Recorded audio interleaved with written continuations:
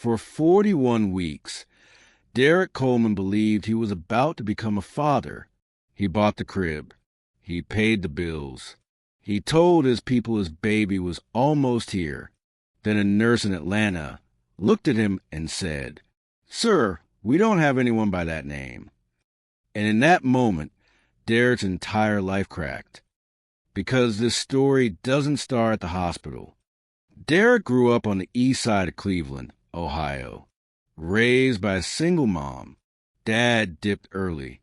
Money was always tight. By his early 20s, Derek was moving reckless.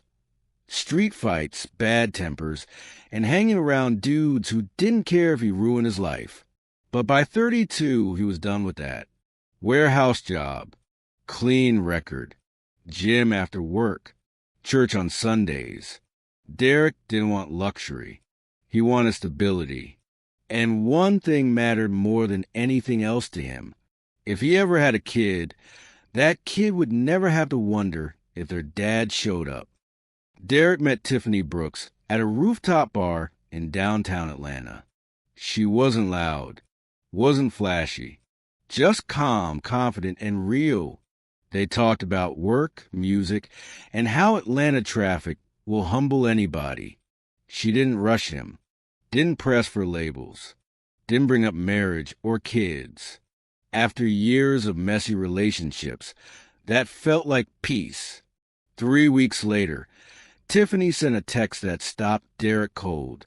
"I just took 3 tests. I'm pregnant." Derek stared at his phone for a long minute. Then he typed back, "All right, we'll figure it out." Derek didn't play halfway. Week 5, started covering her rent.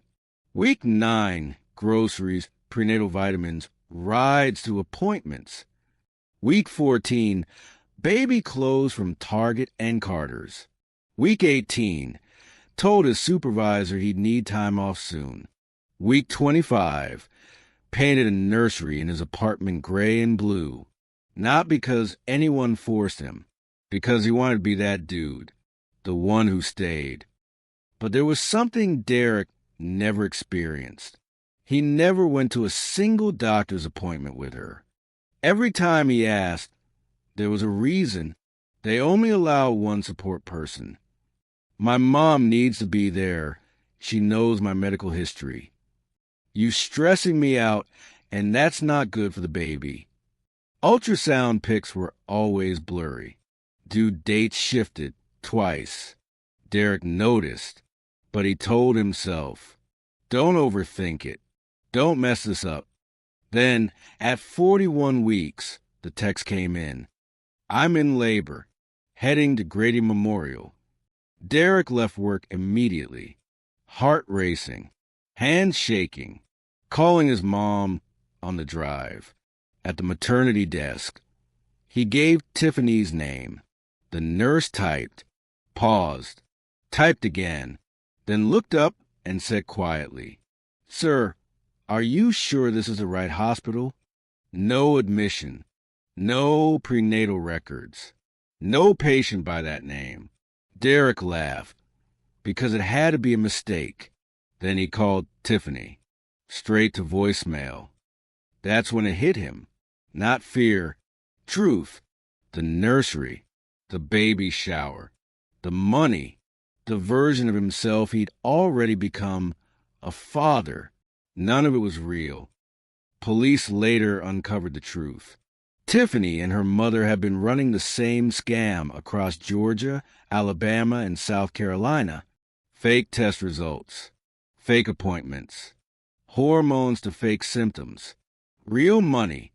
Derek lost $62,000. But the money wasn't what broke him. It was losing the identity he built around a baby that never existed. Some scams take your money. Some take your time. This one took a man's sense of purpose, before he ever had the chance to live it. If the story made you pause, if it hit a little too close to home, you're in the right place. Subscribe to Top Story.